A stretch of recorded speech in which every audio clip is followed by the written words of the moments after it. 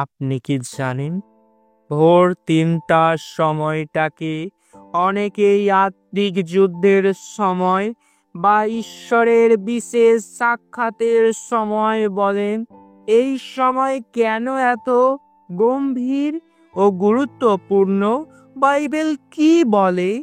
আজ আমরা জানব কেন ভোর ৩টার সময়টিকে মহাপবিত্র ধরা হয় বাইবেলের দৃষ্টিতে। প্রথম, ভোর ৩টে আত্মিক জগতের সক্রিয় সময়।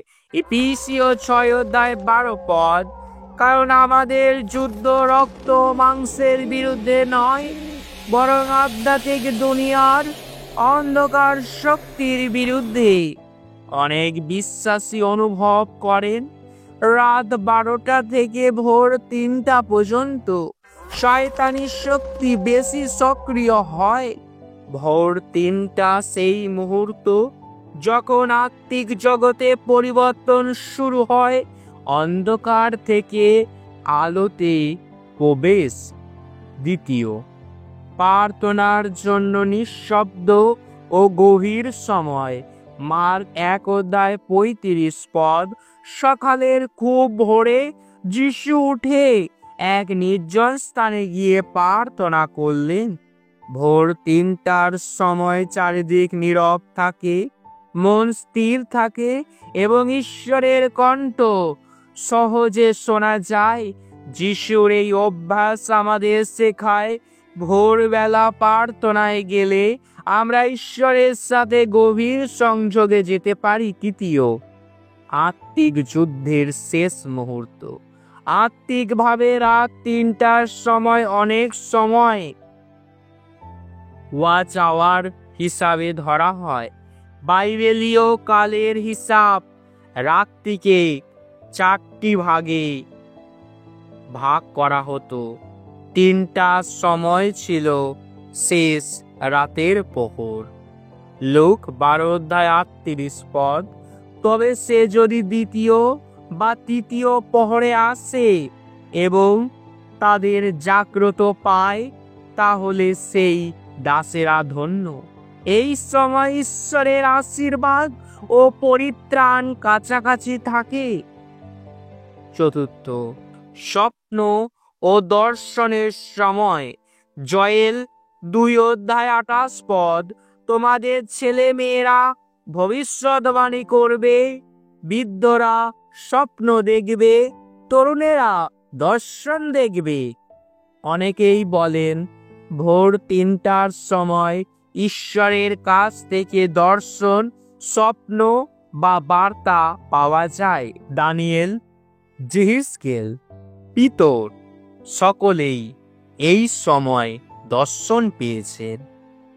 পঞ্চম, শয়তানের পরিকল্পনা ভেঙে দেওয়ার উপযুক্ত সময়। রাত ১২টা থেকে ৩টার সময় শয়তান অনেক মন্দ কার্যকলাপ চালায়, কিন্তু ৩টার পর ঈশ্বরের আলো প্রবেশ করে। এই সময় আত্মিক যুদ্ধ করে শয়তানকে হাঁটানো যায়। ২ করিন্থীয় ১০:৪ আমাদের অস্ত্র শারীরিক নয়, কিন্তু তারা শক্তিশালী, ঈশ্বরের মাধ্যমে দুর্গ ধ্বংস করতে সক্ষম। ষষ্ঠ, পবিত্র আত্মার উপস্থিতি উপলব্ধি। ভোর ৩টার সময়ে পবিত্র আত্মার স্পর্শ অনেক বেশি অনুভব করেন বহু বিশ্বাসী। প্রেরিত ২:১৭ শেষ দিনে আমি আমার আত্মা ঢালব সকলের উপর। এই সময় আত্মা নির্জনতার মধ্যে সহজেই কাজ করতে পারেন। সপ্তম, পুনর্জন্ম ও নবজীবনের সূচনা। ভোর ৩টা মানে নতুন দিনের শুরু। প্রতীকীভাবে এটি নতুন আত্মিক জীবনের সূচনার সময়। রাত্রিতে কান্না থাকলেও সকালে আসে আনন্দ। রাতের অন্ধকার কেটে ঈশ্বরের আলোয় যাত্রা শুরু হয় এই সময় থেকে। ভোর ৩টার সময়টি এমন এক পবিত্র মুহূর্ত যেখানে আকাশ আর পৃথিবীর মাঝখানে সেতু গড়ে ওঠে। প্রভুর কণ্ঠে কান দিন, হৃদয়ে খুলুন এবং আত্মিকভাবে জাগ্রত হন, কারণ এই সময় ঈশ্বরের আলো অন্ধকারের বিরুদ্ধে বিজয় ঘোষণা করে। আপনি কি কখনো ভোর 3টায় ঈশ্বরের উপস্থিতি অনুভব করেছেন? নিচে কমেন্টে আপনার অভিজ্ঞতা আমাদের সঙ্গে শেয়ার করুন। যদি ভিডিওটি ভালো লাগে এখনই শান্তির স্বর্গ মিনিস্ট্রি ইউটিউব চ্যানেলটি লাইক, কমেন্ট, শেয়ার এবং সাবস্ক্রাইব করে পাশে থাকুন। জয় যিশু। ঈশ্বর আপনাকে এবং আপনার পরিবারের সকল সদস্যকে আশীর্বাদ করুন। আমেন।